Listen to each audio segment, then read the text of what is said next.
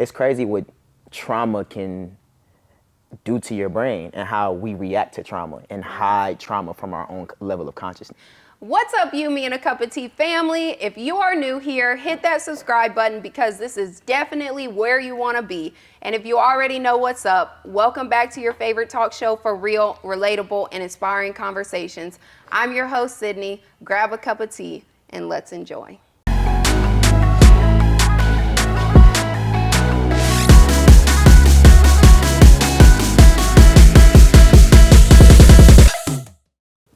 Today on the show, we have a really dope guest, y'all. He's an actor, an artist. Y'all have probably seen him in the new hit series BMF. It's Jasun Jabbar. Thank you so much for being here. Absolutely. Thank you for having me. Yes, I'm super excited for you coming to the show today and just ready to get into it. Thank y'all for inviting me. Yeah, It's this is an dope. honor to be here. This is dope. So I saw that you started your acting career when you were 12. Yeah. What inspired you? Did you have creative people around you, or, what got you in this space?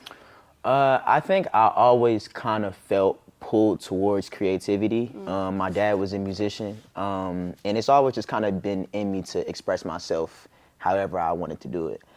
So when I was very young, about 7, 8 years old, one of my teachers recommended to my mom that she get me into acting classes because he was like, he got a lot of personality. So that was kind of like the kick push that my mom needed to really take that chance on me and really push me over there. But I always knew I wanted to be an actor. Like I used to watch, I don't know if y'all remember when they used to show like those MTV shows where the actors would show off their houses and their homes and they would talk about like their net worth, and they just always seemed like they were living these like, I'm like, yo, that's what I want to do. I want to be an actor. I want to be on TV. Like, so yeah. And watching those things, it inspired me from a young age to say, like, I think I can do this. You know? And look at you now, you're doing it. That's so crazy. That is so dope. That's crazy even to me. Yeah, that is so dope. And you said that your dad was an artist. He was an underground rapper. Yeah. $500,000, right? Yeah. And I saw that he passed away when you were 5, 6. 5 or 6. Yeah. So tell me about your dad and how his passing affected you. I mean, he was a phenomenal musician, somebody who was very well respected amongst the community. He had a great motion going for himself, and I don't remember much of him, but what I do remember, he was very hands-on with loving on me and caring for me, and I was his firstborn child, so he was very we were very drawn to each other, and I think that from an extremely young age, I really had to become a man, sooner than certain events happen in your life that really pop your bubble, and everybody's life timeline goes different. Like certain people's bubbles get popped at different ages in life, and I think that that popped my bubble really early, just seeing reality kind of shift around me. Because before then it was just oh, I'm just a kid, and then it's just okay, now you have to kind of be mature and help your mom, who's also going through this traumatic experience, and your siblings going through this traumatic experience. You have to kind of mature and suck it up and be grown, you know what I'm saying? Or not be grown, but grow. Right. You know what I'm saying? So I think for me, that's when it kind of came all right, I'm growing into being 7, 8, 9, 10, but I'm 13, 14, 15 already. You know what I'm saying? Just having to mature faster than I thought I would have to. Yeah. So were you the oldest child? Were you the oldest child? No, I'm the middle child. I have a brother, but we don't have the same dad. Gotcha. Yeah. So you had to have the strength and show up. Like you said, for your mom, it was traumatic for her. Yeah, it was traumatic for the whole family, but it was traumatic for me too. But I think, especially me and my brother, we kind of just had to be strong. We are the men of the family now. We're the men in the house. So it's we kind of had to, it's sad, but we can't. The morale has to stay high. Right. So it's up to us. You still have to move with purpose in life. Yeah. When you can't things just. happen. It's still everything keeps going. Yeah. What was your understanding at that time of what happened to him? From what I remember, I think I was just told that he got sick or something like that. I don't really remember. It's crazy when you go through stuff like that, a lot of memories get repressed. So it's actually a lot that I really don't remember about being that young. I'll kind of lock memories away and stuff like that. I'd be going to therapy, and my therapist has been helping me uncover stuff that I didn't even remember. Wow. Triggering things. I'm yo, I didn't even know that happened. And I'm asking my mom, Ma, do you remember this? Or when was this? And she's able to yeah, that did happen. And I'm just dang, it's crazy what trauma can do to your brain and how we react to trauma and hide trauma from our own level of consciousness. Yeah, it definitely played had a big effect on my mind. Yeah. But to this day, I'm still going through and trying to like pull memories out and remember stuff. Yeah. So you said you're in therapy. You've had therapy before. What is therapy like for you? How important is your mental health to you? Man, I think mental health, especially in, of course, to everybody, but especially in the entertainment field, is so important. And I think that's something over the past couple of years that's kind of come more to the light. You see like more people speaking out about mental health, people who you think have everything you might want. Oh, I got money, I got this, I got that, I got that. A lot of times those be some really unhappy people. Right. So I think therapy, I think people have this negative connotation about therapy. It's just like, oh, I'm talking to the strange person who's like, everybody thinks of therapy like television. Like I'm going into this room and I'm sitting on this bed and I'm like this. My therapist is a real dude. Like he just like me. He's an older guy. He's black, and we just shoot the breeze. Well, it's nothing crazy. Like we just talk about life. Like it's just you're getting an unbiased opinion, and you can just freely speak without having to be judged or nothing like that. A lot of times, especially in my life, I feel like I have to watch what I say to people, or I feel like, you know, I just can't say everything to anybody. So it's good to like have somebody that has no connection to me, no bias towards me. He don't care what I say. If I'm right or wrong, I can just freely speak. It's definitely healthy, especially as a black man. I love especially. That. We have to tell people that though, because therapy is changing my life, transforming my life, and so many people need that. And especially like so many black men need that. Yeah. Do you know that suicide rates in black men is at its all-time high? I believe it. Like, you know, it's 4 times higher than females. So that's wild to know that we're not doing anything about it. We're not having these conversations that people need to hear that. And so I appreciate you sharing that with us, because everyone experiences some level of pain. Somebody experiences trauma in their life, whether it looks similar to yours or different than yours. But we all experience pain at some point in our life, and we have to learn how to get through that in a healthy way. Because like you said, like when you experience pain and trauma, you repress things. I have so many things, like just starting the show, I have so many things sitting down with people like you that come and tell me their stories. I start to remember things that I experienced in my life and like traumas I experienced in that I hid, you know, and that's, you can't really move forward in life and be your highest self when you still have things that you have to uncover. It's stuff I didn't even realize I was hiding, like until like they became apparent with me dealing with like, you know, women and relationships and stuff like that, and all types of like,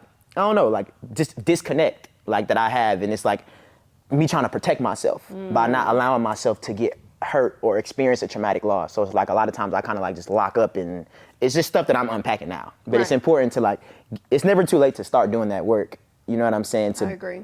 Forget what happened like the past 20 odd years. The next 20 odd years can be even better if you start doing the work now. So that's the perspective that I'm trying to like, you know, attack it with. Yeah, you better tell those people. They need to hear that. The people need to get told, man. Yeah. So going through that trauma, and you said, you know, you kind of had to grow up early. How did you figure out how to be a man without a father figure in your life anymore?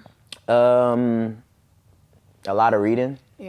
Studying the environment. Even if I didn't have the father figure, when I would get around other people's father figures, I would ask a lot of questions.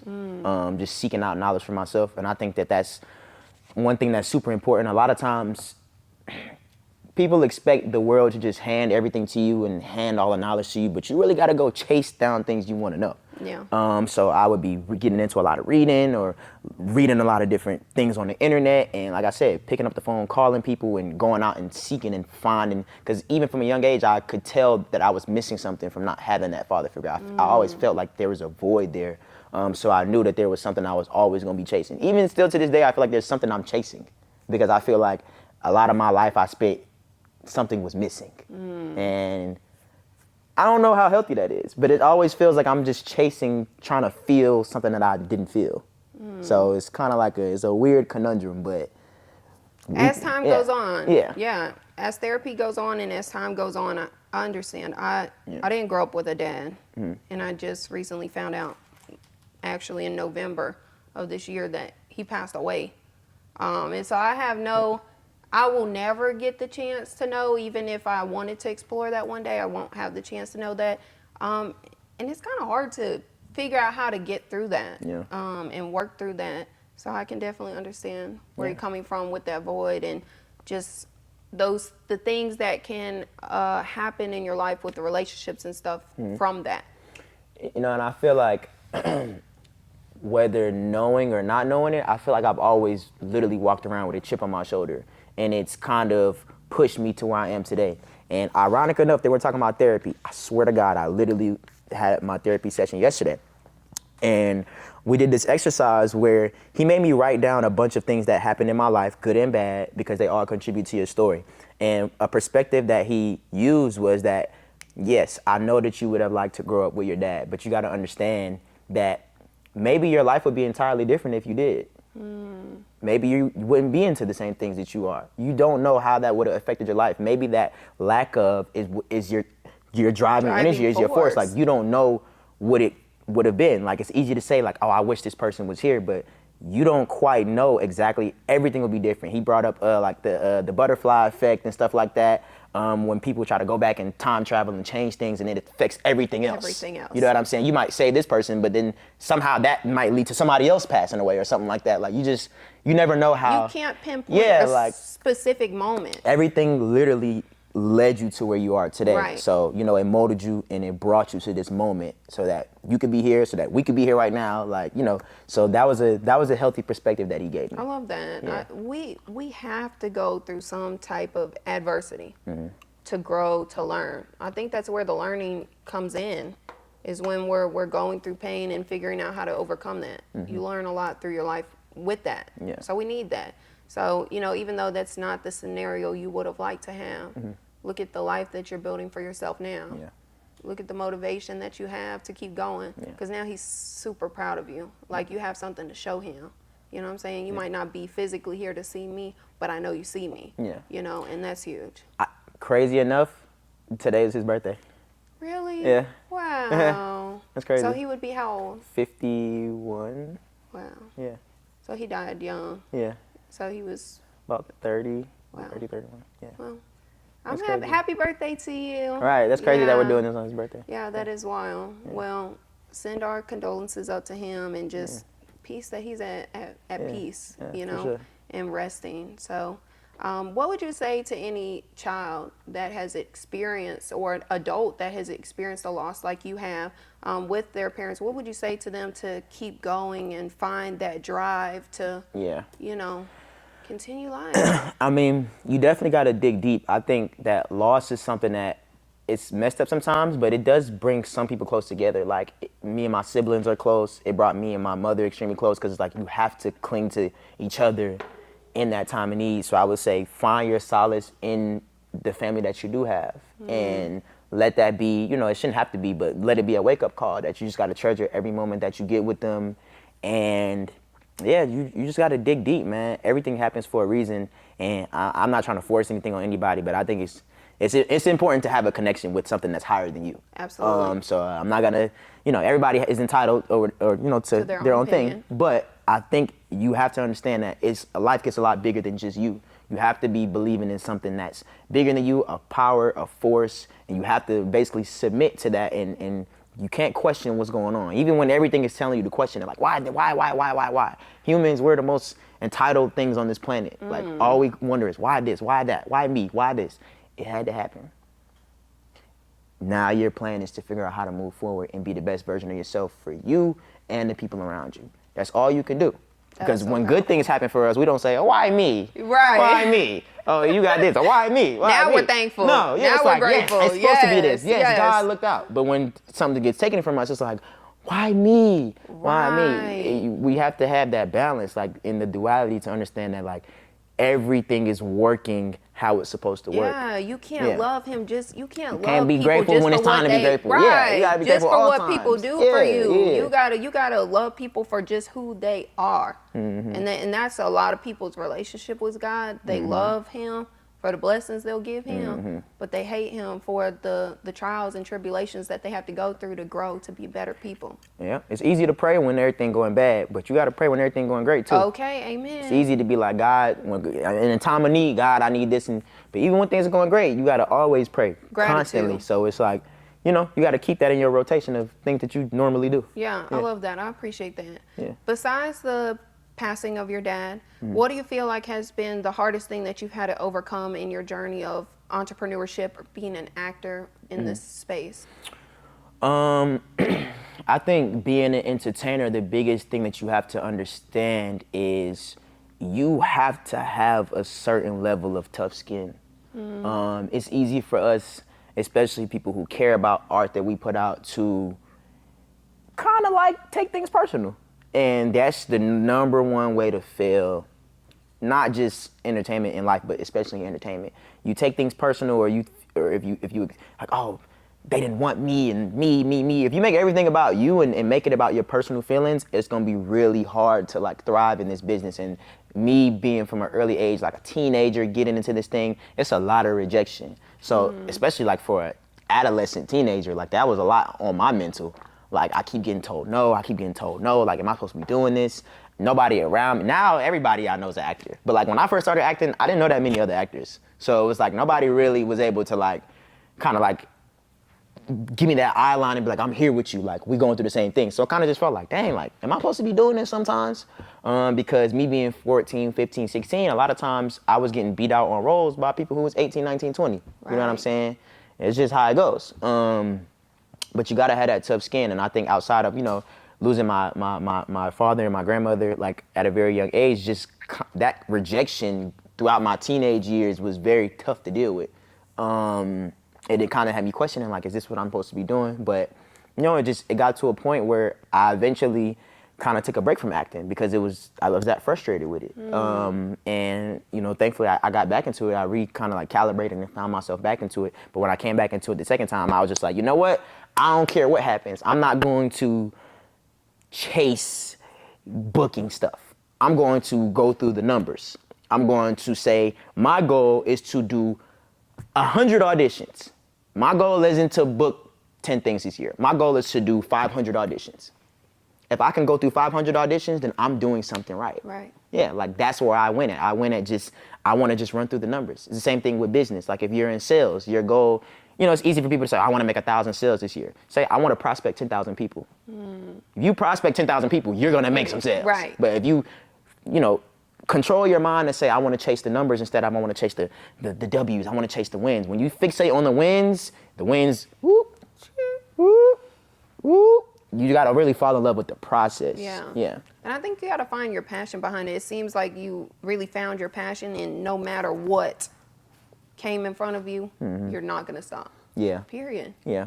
Like you have to have passion behind it. If you're just doing it for the money, you know, to be known, you know what I mean, and you don't have a purpose and a passion behind it, it's not going to build longevity. Yeah. There's no longevity that's going to be built because, like you said, once you do start to face adversity, then you quit, you give up, you run away. People, you know, hide. We wonder why so-and-so is not in the limelight anymore and stuff like that. Some people just weren't built a passion for things, you know what I mean? They did it because they thought it was cool at the time. So I think that speaks to it. What do you feel like changed for you that made you be like, you know what, never mind.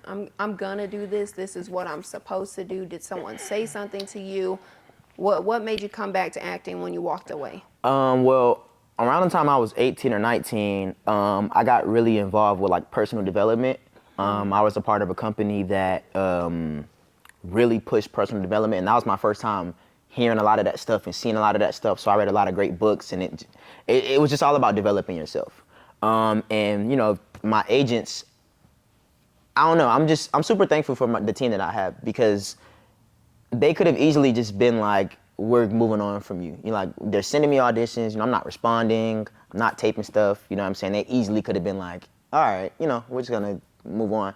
But they just stuck it out with me for 2-3 years of me just completely just not doing anything. Like they understood I was a young growing man trying to figure out what I was doing in school and this and X, Y, and Z and all types of stuff. Like I had a lot on my plate, and they stuck by me. Like they supported me even through me just being very out the way. They never let me go. They always were just super nice. And I kind of just I think it was at the end of 2016, and I kind of just like had a real like epiphany type of experience where I was like, I need to get back right. You know, I need to get back into this. So I went up to my agent's office. I brought her an edible arrangement, and I said, I'm ready to get back into this. And I took some new headshots at the top of 2017, and yeah, I booked a role on this show called Atlanta, and since then, things kind of been up and up. rolling. Yeah, but it started with that decision to like, I'm gonna get back into this, and that's when I made that decision to say, I'm not gonna chase the bookings, I'm gonna chase just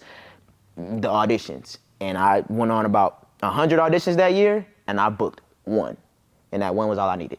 And you were grateful. Yeah, extremely. So grateful. Yeah, the first thing I booked in like 8-9 years. Yeah. I couldn't tell me nothing. One is better than none. One is better than none. Yeah, And that's huge. Yeah, I got to work with Donald Glover. Like, that was an amazing set to even be able to step on and get, real up close personal mentorship from him. And it's something that sometimes, like, in life, you just need a bone. You just need a bone. That was one of them times where I just needed a bone. I just needed like give me a little strike.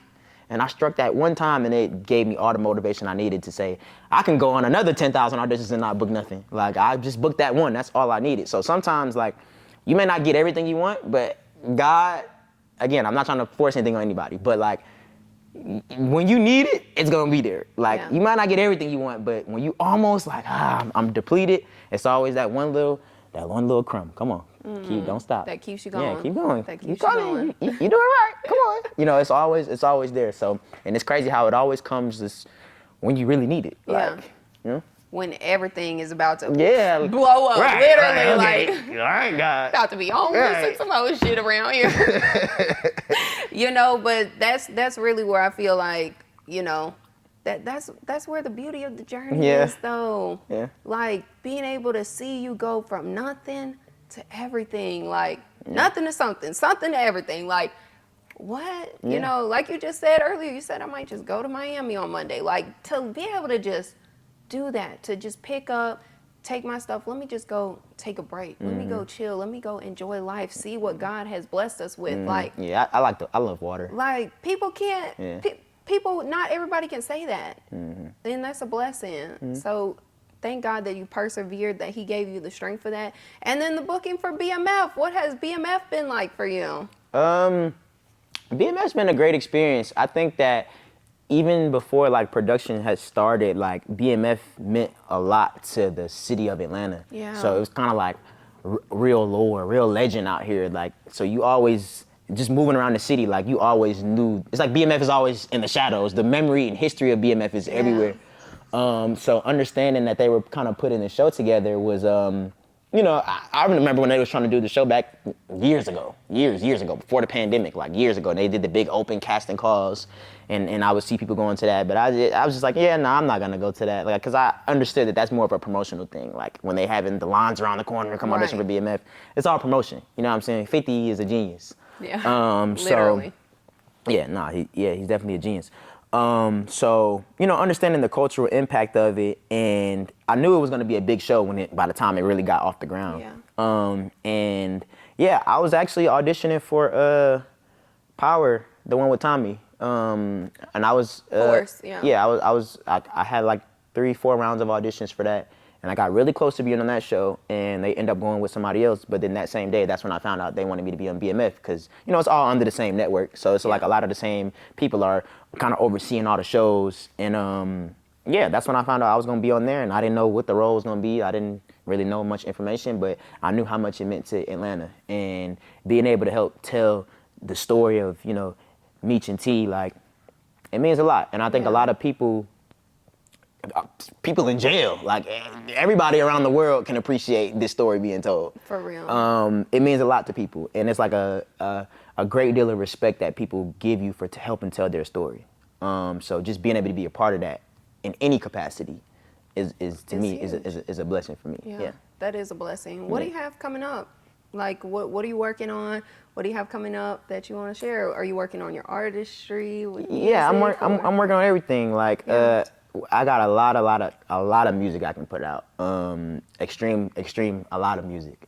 So that's coming. I got 2 movies about to come out. I'm in production for something else right now. I'm grinding. Last year was was a pretty tough year with the strike and everything. So Yeah. everything is kind of trying to get back in real motion right now. So yeah, I'm just ready to see how this year continues into stride. But I think last year was like kind of like how COVID came and shut everything down and paused everybody and gave them a reset. I feel like last year was like another kind of version of that, specifically for like writers, actors, and Right. stuff like that. But hopefully 5-10 years from now, like we'll understand why we had to go through that. You know what I'm Right. saying? The implications The of why that impact, happened. yeah. It'll make sense 3, 4, or 5 years from now. Down Yeah, the road. Yeah. How did you deal with that mentally, like the strike? What was that like for you? You know, It kind was of tough. being in your. Yeah, it was tough. Yeah. It was tough because 2022 was a great year for me. Yeah. Yeah, I was able to work a lot. That was my first time working out of the state. I went to California for a couple months to work on a Netflix show. And then I came home and did 2 movies. I did the Keisha Cole movie, and I did a Paramount Plus movie that's about to come out. So yeah, walking into 2023, just based off of 2022, I'm like, oh yeah, it's about to be a We great up, year. Yeah, yeah. like I The felt, momentum was there, yeah. You know what I'm saying? So kind of and the last time that happened, something like that happened was 2019. I had a very great year, and I walked into 2020 like I just did, worked on this. I've been slowly doing the building blocks. I've worked on this show. So now going into 2020, you know what I'm saying? It's about to be a monumental year. Right. And then COVID hit, and then we lost 2 years, and then 2022, I'm having a great year. So coming into 2023, it had to be a great year. Right. And now we're going on strike. So it's like at this point, it's whatever now. Yeah. You know what? I'm just gonna be even all around. I'm not gonna say just because this. Just because I did that, this. No. Nothing has to happen. Just be ready for anything. Just be ready for Yeah, everything. just be ready for whatever, because anything can happen. But don't just say, oh, because it has to happen. I think I don't know. It could just be me, but I feel like in entertainment, like we just get so caught up, like in like that moment is coming for me. I did this and I did this. This should be my moment right now.